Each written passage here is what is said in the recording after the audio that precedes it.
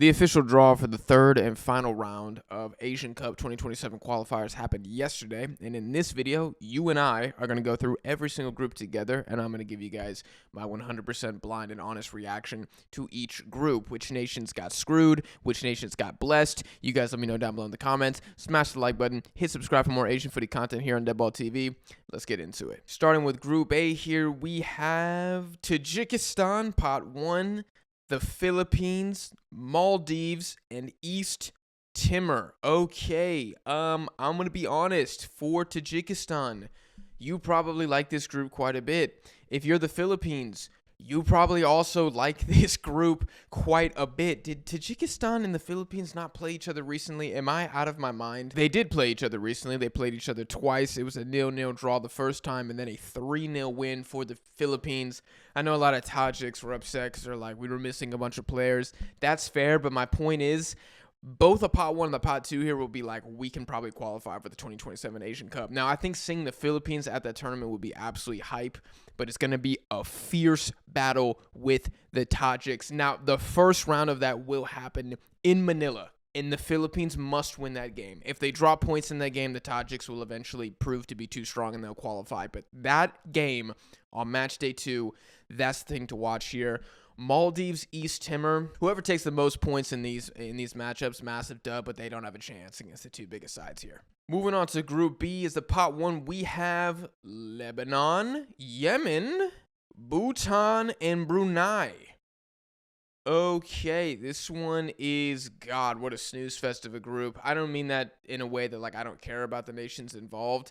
I just mean more like, wow, Lebanon being the Pot 1 is a diabolical group. Yemen will also be feeling pretty good, like they can get something in this group. I'm not sure if they will, because Lebanon just, they'll be good enough to not lose any game here. They're just going to be hella 0-0 draws and maybe a couple scraping 1-0s against Bhutan and Brunei. Or they'll probably beat, one of those teams by 3-0 or something in one game. But Lebanon are just terrible right now, man. Yemen kind of impressed me a little bit in round 2. I'm not going to lie. Just a little bit. Not a lot, but I was mildly impressed. I can't remember if it was maybe Bahrain or UAE they got a good draw against. I wouldn't really recommend watching any of these games. The fact that one of these teams got to be the Asian Cup. I'm sorry, I'm being really offensive here, but actually I'm not sorry. These teams played dead football. So, yeah, Group B, wow, snoozer. Next up, we got Group C, India. Oh, this just got interesting. Pot 2, we got Hong Kong, baby. Come on now. Singapore. Oh, shit. Oh, it is popping off. It is popping off. Bangladesh. Yo, hold on, dude. This group. Oh my gosh, this group is fire, dude. Are you kidding me right now? Every single fixture here is must watch. We get to watch India, Bangladesh twice. Banger, bro. Textile derby. Hong Kong versus Singapore. Those matches are gonna be crazy, man. Crazy. I'm really backing Singapore here as a Pot 3 team. I think they have a really good shout. India, did they sack their manager everybody hated? I'm not sure. They probably did. They probably parted ways with him after round 2 of World Cup qualifying. But Hong Kong, man, they're a little bit of a Cinderella from the Asian Cup. They've kind of taken a mild step back since then, or, kind of just chilled a little bit. They still can't really dance with the big boys of Asia, but their Pot 1 that they get to dance to or dance with is India. Bro, Hong Kong's going to take that, dude. They're going to take that 10 times out of 10. Singapore, they're probably also very happy with India Pot 1. They probably didn't want Hong Kong as that Pot 2. We got a little bit of an East Asian rivalry game here. And then Bangladesh, I remember watching them against Australia.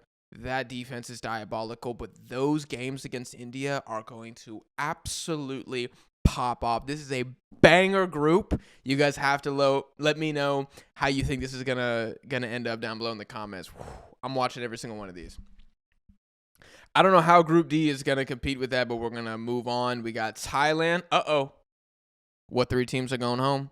Let's check it out. Turkmenistan. Sayonara, baby. Y'all not making it. Ooh, Chinese Taipei. That's the disappointment. That's the disappointment to me. And Sri Lanka, those boys never had a prayer. Thailand versus Turkmenistan. That one's going to be, oh gosh, away in Ashgabat. It's going to be a pain in the ass for every single team. And actually, Turkmenistan is going to have somewhat of a legitimate chance because of how good they are at home and how bad the pitch is in Ashgabat. Could they terrorize their way to a 1-0 win against Thailand? They absolutely could. They'll need to take advantage of their size advantage over Thailand as well. Maybe they scrape a set piece or something. Probably not the pot 2 that the Thais wanted. Any Thais watching, did you want Turkmenistan? Probably not. I'm betting most of you guys would have taken Hong Kong, honestly, because I feel like Thailand's slower possession style attacking play probably benefits breaking down Hong Kong more than it does Turkmenistan. The Turkmenistani, they got a bit of a stingy defense. The Cantos, trash. So, yeah, not incredible here for the Thai boys. Chinese Taipei versus Thailand. That one's interesting. That one is interesting. I think Thailand takes 6, but that game away in Taipei is going to be pretty highly contested. Chinese Taipei are okay at home, but they're going to lose every single game away. They might even lose to Sri Lanka away. I'm not even kidding. Moving on to Group E, we have Syria with a new flag, by the way. Afghanistan. Woo! Okay, we're getting spicy again. We're getting spicy again here. Myanmar and Pakistan. Okay, so Pakistan are finished. I actually think Myanmar will get 1 win, 1 draw against them, and they will finish last. Afghanistan, Syria. Oh my goodness. Okay, so Syria, I mean, they got some ballers in the team, right? There's some talent in the Syrian squad. The question will be, what version of Afghanistan do they play? Because the Afghan FA is a complete cesspool. I don't know if they're going to bring the A team, B team, or some farmers to the qualification. I mean, there's no telling what's going to happen. But, I mean, we're literally talking... Bro, I just realized. Group E is literally the group of new governments. Like, this is like a nation-building group, right? And I'm sure both governments would absolutely love to lock in their place at the 2027 Asian Cup as kind of like a rally around the flag thing. So those games are going to be super intense. Where on earth are they going to play those, though? I mean, you can't really play in Afghanistan, can you? And can you play in Syria right now? I mean, you got Israel in there, you got the Turks in there, you got the United States, you got the new Syrian government, probably somebody else is in there. I mean, who owns the stadium? Like, does the U.S. own the southern half of the stadium and then the Syrian government owns the north? I don't know. That's going to be fascinating. These might all be played in Qatar or something. God, it's really hard to tell. Afghanistan's a tough pot 2 if they bring the A team. If they bring some scrubs, I think Syria is going to get it done at the end of the day. Group F, we have Vietnam. Okay. Welcome back, Malaysia. Okay. All right. So, Southeast Asia. Nepal. Okay. Ooh. So we have the AFF Championship kicking off in Group F here. Okay, you know what? These groups really started heating up. How come every single time Group A is just trash in Asia? Every single time. Just it's just a snooze fest. Something's wrong with that. But this group here, because of the nature of the ASEAN rivalries, there will be at least one result here that nobody sees coming. That could be Laos beating Malaysia at home. That could be Vietnam dropping points at home to Malaysia. Something crazy is going to happen in this group. Nepal actually as the pot 3. God, they weren't very good in round 2. I think either one of two things is going to happen. Number 1, they're going to lose to everybody. Everybody's going to beat Nepal. Or number 2, they're going to be such a non-priority for the Southeast Asian rivals that while they're kicking the shit out of each other, Nepal is going to be able to slowly nick points away in fixtures against these guys and will be in a position on the final match day to where they could actually qualify given a good win against, who would that be? Laos or Malaysia away. That's kind of how I see this group playing out. One of two ways here. And so those are the groups, guys. Which one is the group of death? Why am I even asking y'all that? It's obviously Group C. I don't even think it's close. If you want to say, or maybe it's the group of life. I always get this stuff confused. A group of death means that the 2 top teams have 0 chance of dropping points, right?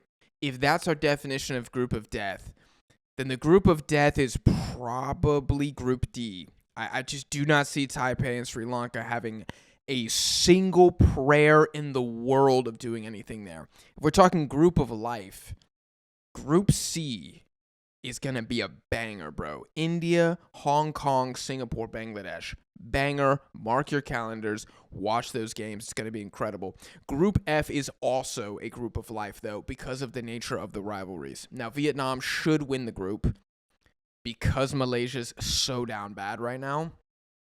But if Malaysia get it together, I don't know if they naturalize a few more players or something, maybe they can turn it around. And I think Laos and Nepal will largely play the role of a party pooper in that group. Group A is a bit interesting too. I can't say it's a group of death, but I do think the battle between the Tajiks and the Filipinos is going to be really, really close. Like I'm kind of bullish on the Philippines lately. I think that's an improving national team. Group B, Lebanon, Yemen. See, that could also be a group of death because there's no way Bhutan and Brunei do a damn thing, right? So I think Group B also qualifies as a group of death. And then lastly, Group E, we just have no idea what to expect from Syria. I don't even know what players they're going to field after this, military rebel coup, essentially. In Afghanistan, who knows? They've been in disarray for years now. Myanmar are going to be really annoying at home, and they'll probably lose every away leg. And Pakistan, do they get more than 2 points? Comment down below. I'm not sure. That is my reaction to the group, guys. I hope you guys enjoyed this video. If you did, smash the like button. Will I do any live streams for these games? I definitely would love to do a live stream for maybe a Tajikistan-Philippines match or a Hong Kong-Singapore. Bro, the Singapore-India, dude. Buckle up, dude. India's not ready for the Fondy, bros. That's going to be crazy. And Group F's going to pop off. Maybe Thailand, Turkmenistan, and Bangkok. That's going to be a great game. If you guys want to see live streams for Asian Cup qualifiers, God, I'm in this too deep, aren't I? I'm in way too deep. Let me know in the comments. Subscribe if you guys want more Asian footy content here on Deadball TV. I appreciate you guys for watching, and I'll see you on the next one.